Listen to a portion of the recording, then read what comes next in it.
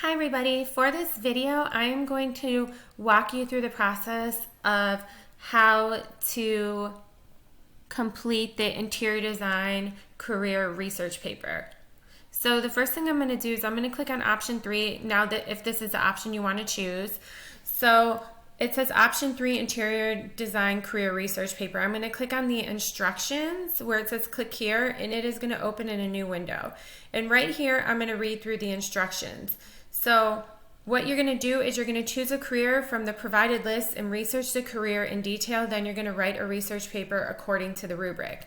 So if you are confused and you're like, I don't even know where the rubric is, you can find the rubric.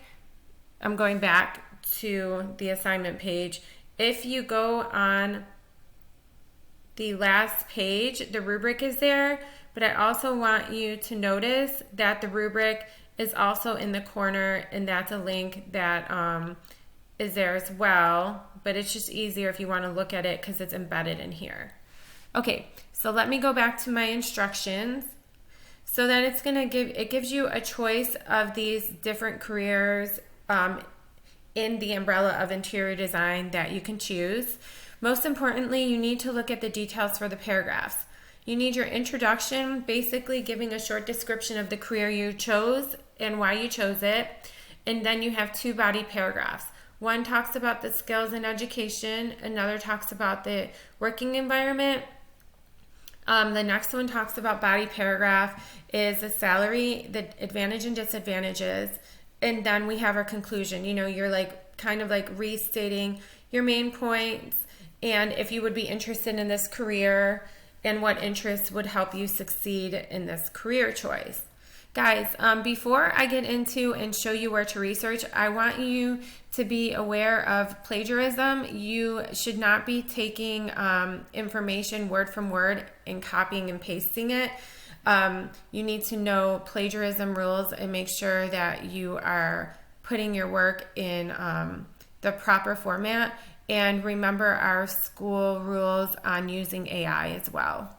Okay, so I am going to go back to this, and I want you guys to notice, I gave you resource websites. On these websites, you'll be able to find all the information you need to complete your project. So I did that a little easier for you. I'm sorry, I made it a little easier for you. Okay, so for example, you're at the top of this page. Let me just go to the top because I was scrolling through here earlier.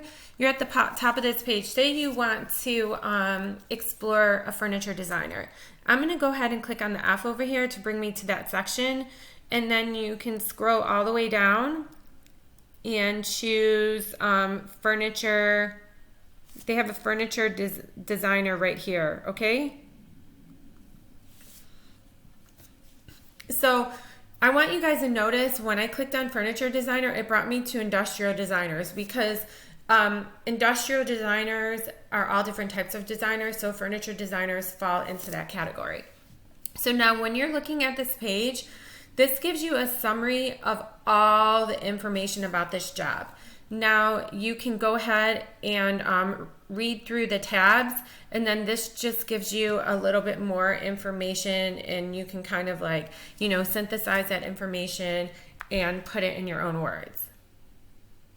So now we're going to go back to the slides, and I'm going to look at ONET career website, and we actually use this in our online lessons. So I want to try to go ahead and type in furniture designer.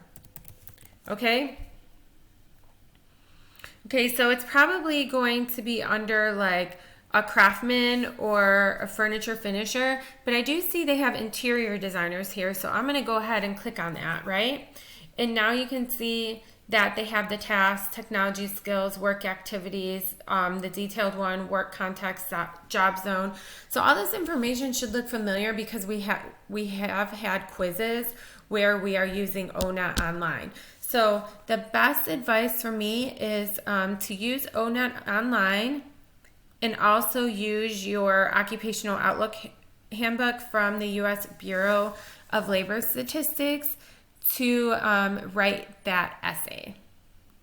And then once you have all your information, you're going to you can open up a Word doc and write it in there. If you're having issues with Word, you can write it on a Google Doc, but you will have to download it as a PDF and upload it like that. But I wish you guys the best luck on this, and I know you're going to do great. If you have any questions, make sure that you email me or text me.